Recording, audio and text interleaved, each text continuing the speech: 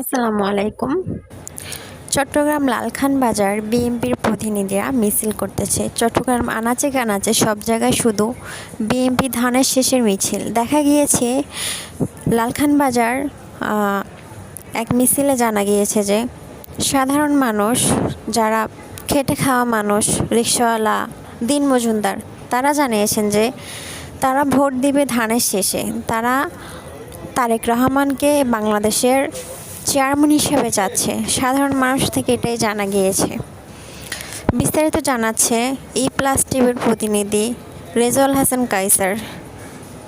আমাদের সাথেই থাকুন। ধন্যবাদ সবাইকে। আসসালামু আলাইকুম।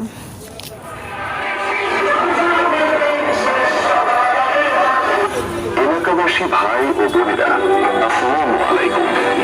আসন্ন জাতীয় সংসদ নির্বাচনে চট্টগ্রাম 10 আসনের সাধারণ জনগণ ও বাংলাদেশ জাতীয়তাবাদী দলের মনোনীত ধানের শীষের প্রার্থী জনাব সৈয়দ আল মনন ভাইয়ের জনগণের প্রতি অঙ্গীকার মন দিয়ে শুনুন। দুটো দল দাঁড়িয়েছে, কি অবস্থা, কি হলে ভালো হইব বলেন? ধানের শীষ হলে ভালো হইব, ধানের শীষ হলে ভালো হইব। আপনারা ভোট দিবেন কারে? ধানের শীষে ভোট দিবেন। চাচা ভোট দিবেন কারে? ধানের শীষে ভোট দিবে, সবাই ধানের শীষের কথা বলতেছে যে আমি আরো একটু ভাইয়া ভাইয়া আগামী ইলেকশন নিয়ে আপনার মতামতটা বলেন। কি মতামত চাই দেশে একটু ভালো। হ্যাঁ, জামাত এবং বিএনপি বিধি দল নির্বাচন করতে বসক্ত ভালো, তারা অংশগ্রহণ করতেছে। গাড়ির থেকে প্লাস টিভি কাইসার ধন্যবাদ। বয়সটা কিন্তু দিয়ে চলো।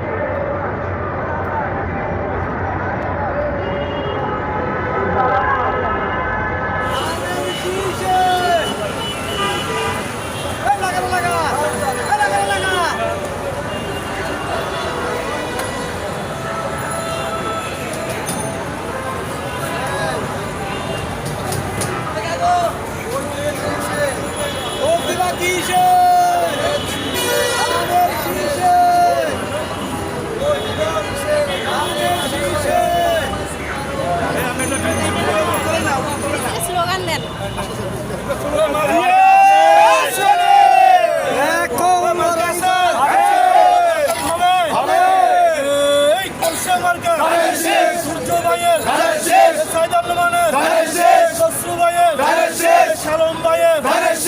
ইনশাআল্লাহ দেখিয়ে দিবে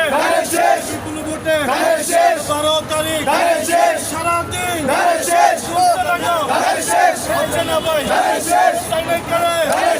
বামে কারা ধরে বলে রবিয়া বলে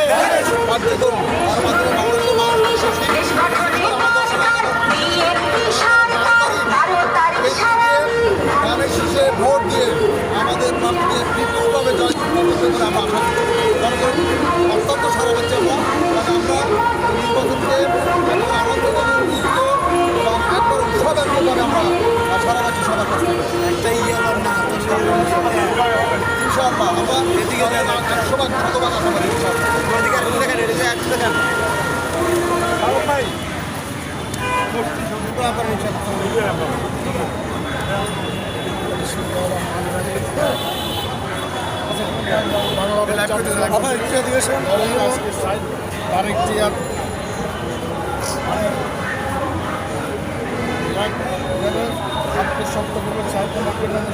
এখানে আমরা যারা রাজপথে ছিলাম 17 বছর যারা আমরা রাজপথে ছিলাম সবার আজকে আদ্য দিন আছে টাইম আমাদের।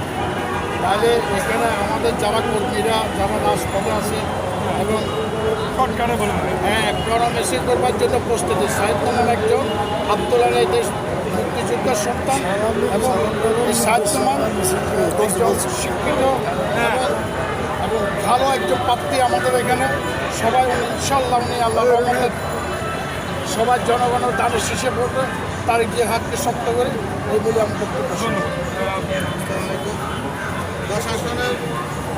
জামাত এবং বিএনপি দুইটা দল, এর মধ্যে আপনার চিন্তাধারা কি কি আসলে ভালো হবে দেশের জন্য? যে ভালো কাজ করবে হ্যাঁ, সবাই বিএনপি আসলে দেশের জন্য উন্নয়ন হবে, হ্যাঁ। জামাত আসলে দেশে ডাকাতি হবে। দেখা যায়। ধন্যবাদ, আমি আপনার আসতেছি আসতেছি। তো এখন মোটামুটি দেশের মানুষের উন্নয়ন হবে, সবে হবে। আর জামাত আছে যে দেশে ডাকাতি করবে, যে সর্বশেষ ডাকাতি করবে যে এরাই, আর কেউ করবে না। জামাত শুধু ডাকাতির কথা বলছি না, হ্যাঁ। যে জামাত এই দেশের জন্মের বিরোধিতা করেছে, সেই দেশের রাজনীতি করার অধিকার রাখে কি করে? যে রাষ্ট্রের জন্মই চায় নাই, সে তো এই রাষ্ট্রের জন্য ভোটই চাইতে পারে না। বাংলাদেশ নামক জন্মের সৃষ্টির বিরোধিতা করছে, এরা তোর জিনের লাগাত ছিল, এরা কিভাবে জনগণের অধিকার চায়? এদেশের বিরোধিতা করতে শুধু এরাই করছে। এরাই করছে। একত্রে হ্যাঁ, করছে। যে আজকে আমাদের যে জনগণের যে আজ 2 দিন হলেই মানে আগামীতে যে ইলেকশন, তো এর মধ্যে আমরা জনগণের কিছু জনগণের কিছু মতামত আমরা দিয়েছি। এই জনগণের মতামত আগামী ইলেকশনে জনগণের কারে যায় এইটাই। হ্যাঁ ভাইয়া, ভাইয়া একটু কথা বলেন ভাইয়া। আগামী 2 দিন পরে নির্বাচন, এই নির্বাচনকে আপনি তো একটা ভোটার, আপনি বাংলাদেশের নাগরিককে ভোট দিবেন, কার আপনার কে হলে ভালো হবে? দুটি দল মোটামুটি, এখন জামাত এবং বিএনপি, দুটি দলের নির্বাচন করছে, কোন দল হলে ভালো হবে একটু খালি বলেন।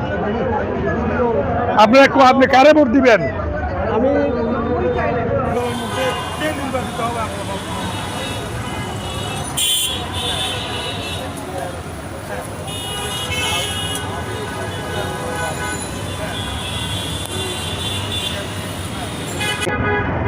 ভোট একটা ভোট পাবে।